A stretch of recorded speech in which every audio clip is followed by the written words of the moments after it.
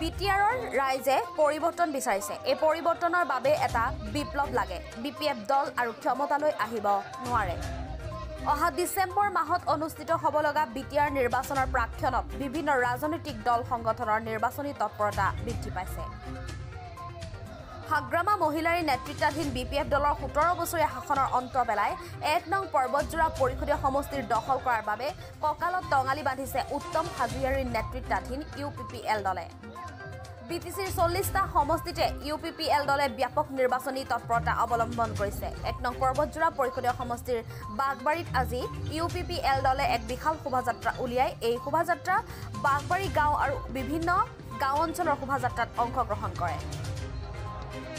আৰু পৰ্বতজোৰা যুৱ সমাজৰ সাধাৰণ সম্পাদক মিজানুৰ ৰহমান আৰু সেলিম আহমেদ খান আৰু কেন্দ্ৰীয় সমিতিৰ সাংগঠনিক সম্পাদিকা মুৰ্ছিদা বেগম আৰু পৰ্বতজোৰা মহিলাৰ সভানেত্ৰী জেছমিনা খাতুনেও অংশগ্ৰহণ কৰে। এই শোভাযাত্ৰাত আনুষ্ঠানিকভাৱে উদ্বোধন কৰে UPPL দলৰ সভাপতি তথা 1 নং পৰ্বতজোৰা হেমচন্দ্ৰ ব্ৰহ্ম আৰু সাধাৰণ সম্পাদক আক্তাৰুল জামান পৰিষদীয় সমষ্টিৰ দলীয় প্ৰাৰ্থী উত্তম হাজৰিয়াৰীয়ে। বিটিআৰৰ ৰাইজে এইবাৰ পৰিৱৰ্তন বিচাৰিছে। এই পৰিৱৰ্তনৰ বাবে এটা বিপ্লৱ লাগে, যাতে দুৰ্নীতিমুক্ত এখন চৰকাৰ আনিব লাগে। আজিৰ শোভাযাত্ৰাৰ উদ্দেশ্য হ'ল গাঁৱে ভূঞে ঘূৰি ৰাইজৰ সৈতে মত বিনিময় কৰা, ৰাইজৰ সমস্যাবোৰৰ বুজ লোৱা আৰু সমস্যাসমূহ সমাধানৰ বাবে বাস্তৱসন্মত পদক্ষেপ গ্ৰহণ কৰা। আৰম্ভণিৰে পৰাই বিপিএফ দলে কেৱল হিংসাৰ আশ্ৰয় লৈ আহিছে, ধনবল বাহুবলৰ আশ্ৰয় লৈ আহিছে। প্ৰকৃত গণতান্ত্ৰিক প্ৰক্ৰিয়াৰে কেতিয়াও ৰাজনীতি কৰা নাই। সকলো জনগোষ্ঠীৰ লোকে বুজি পাইছে যে বিপিএফৰ ৰাজনীতিৰ দিন উকলি গ'ল। বিপিএফ দল আৰু ক্ষমতালৈ আহিব নোৱাৰে।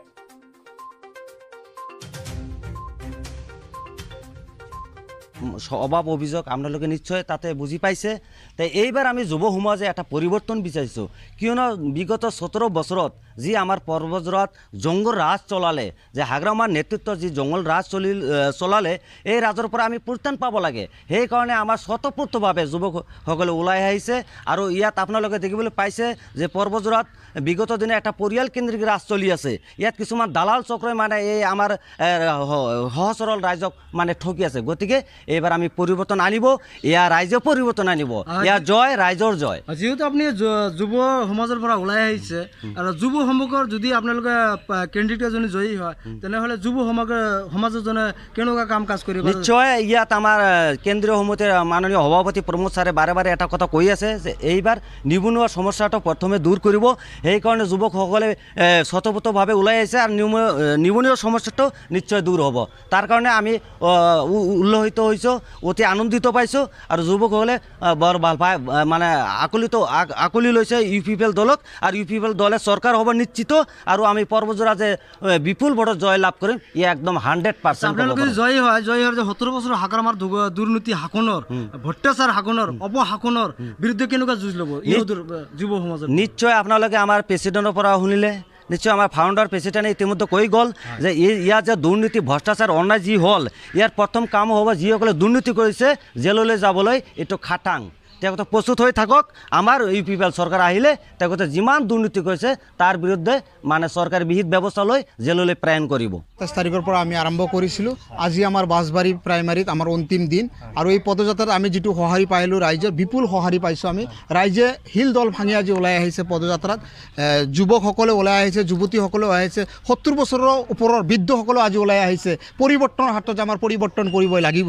কাৰণ কোনো আজিৰ দিনত কোনো ঘৰত ৰখা নাই, সকলোৱে ঘৰৰ গাঁৱৰ পৰা স্বতঃস্ফূৰ্তভাৱে ওলাই আহিছে যে আমি পৰিৱৰ্তন কৰিব লাগিব। কাৰণ বিগত দিনত 17 বছৰে শাসনাধিষ্ঠ হাগ্ৰামা মহিলাৰী চৰকাৰে যি ধৰণৰ ৰাইজক ঠগিলে, যি ধৰণে প্ৰবঞ্চনা কৰিলে, তাৰ জবাব হিচাপে আজি ৰাইজে শিল দল ভাঙি ৰাইজে ওলাইছে, স্বতঃস্ফূৰ্তভাৱে ওলাই আহিছে যে আমি পৰিৱৰ্তনৰ হাতত আমি একগোট হ'ব লাগিব, আমি পৰিৱৰ্তন আনিব লাগিব। আৰু ৰাইজে প্ৰমোদ বড়ো ডাঙৰীয়াৰ নেতৃত্বত এটা বিশ্বাস আৰু আস্থা দেখিছে। আৰু ৰাইজে সেই প্ৰমোদ বড়োৰ বিশ্বাস আৰু আস্থাৰ ওপৰত বিশ্বাস ৰাখি ৰাইজে ওলাই আহিছে। ইতিমধ্যে আমি ইউজি বৰ্মা ছাৰৰ লগত কথা পাতিলোঁ যে 30টাকৈ প্লাছ হ'ব। আপোনাৰ অনুমানকে এইটো ছাৰে যিখিনি কৈছে, ইউজি বৰ্মা ছাৰে যিখিনি কৈছে, নিশ্চিতভাৱে 30টা আমাৰ প্লাছ হ'ব। 30টাৰ নিচত আমাৰ কেতিয়াও নাহে। কাৰণ আজিৰ দিনত 40টা পৰিষদীয় সমষ্টি শ্ৰীৰামপুৰৰ পৰা আদি কৰি যদি আপোনালোকে ৰৌতালৈ দেখিবলৈ যায়, ৰাইজৰ এটা সকলো জাতি জনগোষ্ঠী ভাগাভাগি ৰাইজে সকলোৱে আজি UPPL দলত যোগদান কৰি আছে সকলোৱে প্ৰমোদ বড়ো ডাঙৰীয়াৰ নেতৃত্বত আজি UPPL দলত যোগদান কৰি আছে সকলোৱে বিচাৰিছে পৰিৱৰ্তন কাৰণ এই কাৰণে যোৱা 17টা বছৰত BTCত বসবাস কৰা 35 লাখ জনসাধাৰণ যিমান ভাগাভাগি ৰাইজ আছে গোটেই ৰাইজৰ যি আশা আকাংক্ষা আছিল হাগ্ৰামা মহিলাৰ ডাঙৰীয়াই সেই ৰাইজৰ আশা আকাংক্ষা পূৰণ কৰিব নোৱাৰিলে তাৰ ফলস্বৰূপে আজি ৰাইজৰ মাজত এটা অবিশ্বাস জন্মিছে BPF চৰকাৰৰ প্ৰতি আৰু তাৰ ফলস্বৰূপে আজি সকলোৱে UPPL দললৈ ঢাপলি মেলিছে আৰু UPPL দলৰ ওপৰত বিশ্বাস প্ৰমোদ বড়ো ডাঙৰীয়াৰ বিশ্বাস সকলোৱে আজি ওলাই আহিছে পৰ্বতজৰা উত্তম হাজৰিজনে পৰ্বতজৰাত উত্তম হাজৰি ডাঙৰীয়া যে জয়ী হ'ব আমি 10 দিনীয়া যিটো আমি পদযাত্ৰা পৰ্বতজৰাত কৰিলোঁ তাৰ পৰা আমি প্ৰমাণ পালোঁ ৰাইজৰ যি সঁহাৰি ৰাইজৰ যি আস্থা ৰাইজৰ লগত যিটো আমি মত বিনিময় কৰিলোঁ গায়ে গায়ে গৈ ৰাইজৰ যি সমস্যা আমি বুজ ল'লোঁ ৰাইজৰ এই সমস্যাবিলাক বুজ লোৱাৰ ক্ষেত্ৰত ৰাইজৰ যিধৰণে আমাক মত দিলে সেই ৰাইজৰ মতৰ ওপৰত ভিত্তি কৰি আমি আজিৰ দিনত ক'ব পাৰোঁ যে উত্তম হাজৰি ডাঙৰীয়া যে জিকিব সেইটো বিপুল ভোটত জিকিব পৰ্বতজৰাৰ পৰা নুৰ ইছলাম শেখৰ ৰিপৰ্ট দৈনিক টাইম